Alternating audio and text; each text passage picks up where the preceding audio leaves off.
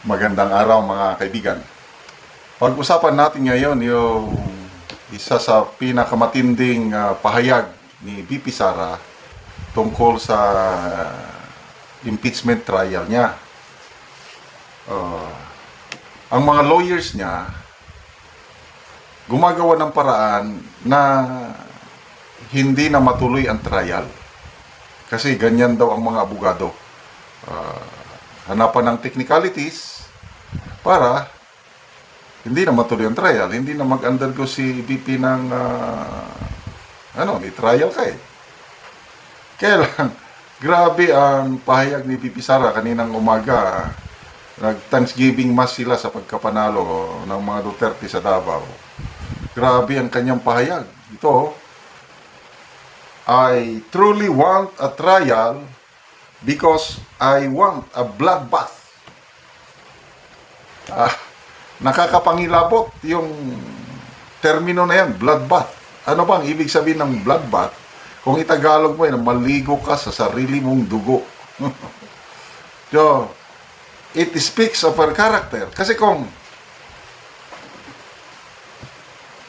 mahanapan ng paraan ng mga abogado na hindi na siya mag-undergo ng trial, di ba mas madali?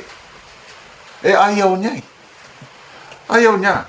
Parang Speaker Martin Romualdez, yung laban niya sa Leyte, meron bang bloodbath? Wala, dahil walang kalaban eh. Easy-going victory. It's not a sweet victory dahil wala kang kalaban. Ito kay VP Sara, ayaw niya ng ganun. Yung malampasan niya yung impeachment trial niya dahil technicalities, hindi na matuloy. Gusto niya talaga matuloy para magkaroon ng bloodbath. Kaya ang mga nagpupursiging ma-impeach siya, of course, mga congressman, dahil silang nagpaakyat ng complaint eh. Ang mga senador, judges man lang yun. Kaya ang labanan dito, mga kongresista, led by Speaker Martin Romualdez and the Vice President. So, may nanginig na bagtuhod? Okay, bakit ganon katapang si VP Sara? Ulitin ko, it speaks of her character. Palaban talaga. Kaya malala ko yung speech niya doon ata sa District 3 ba yun, na kaya kong makipaglaban sa kanal. Ito na yun. Labanan to the max. Yung tapang niya, yung dugo, di ba, German si Ma'am Elizabeth Zimmerman, may German, may Jewish. Tapos ito, meron siyang Muslim o Maranao blood. Nako, maalala ko tuloy kung speaking of Maranao, may dyan sa Lanao provinces yung Rido. Nakakatakot yan pag magkaroon ng Rido ang mga Muslim families,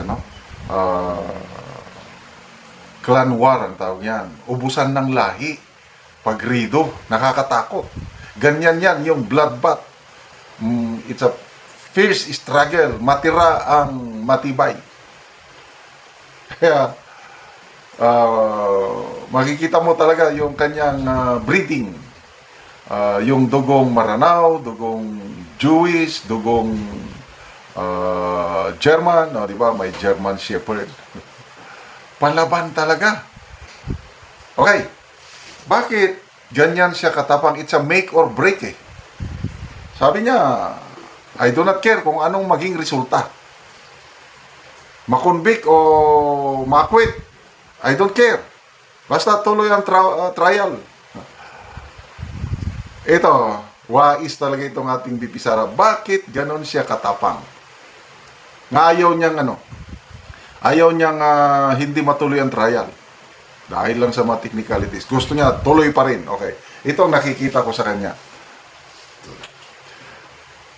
Yung ginawa niya, bago mag-eleksyon, yung nag-endorse siya ng dalawa. Kay Camille Villar and Senator Amy. Yun na yun. Nanalo yung in-endorse niya. Kaya matapang siya eh.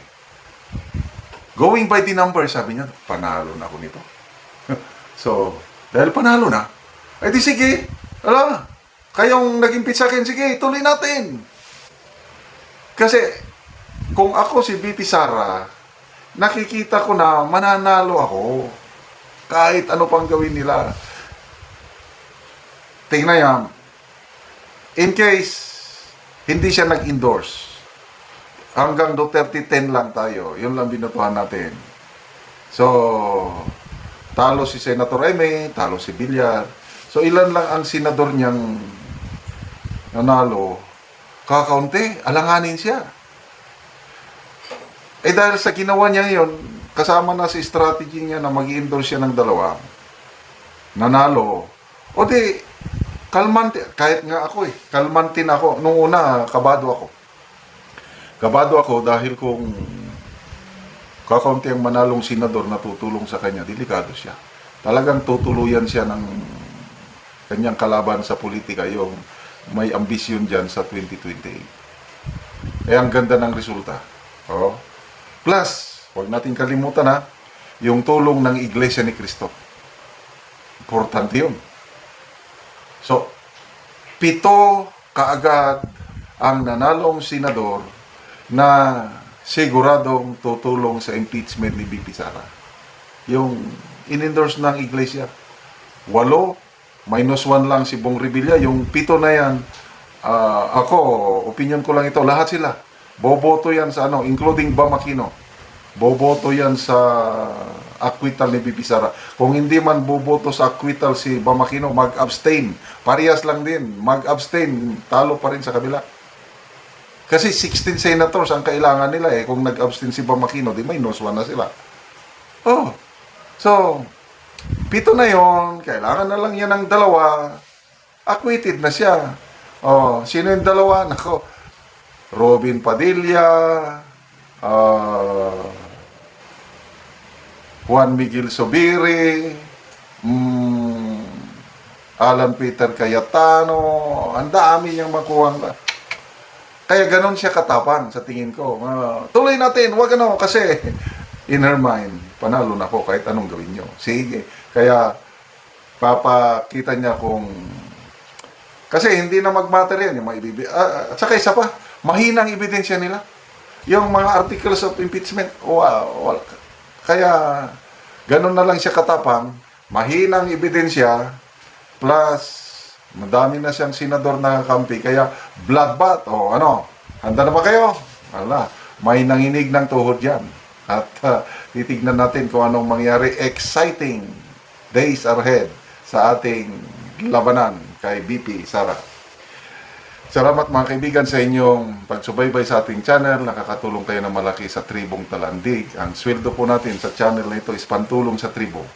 Namimigay tayo ngayon ng libreng yero at pako para ma-repair ang sira-sirang bahay ng Tribong Talandig.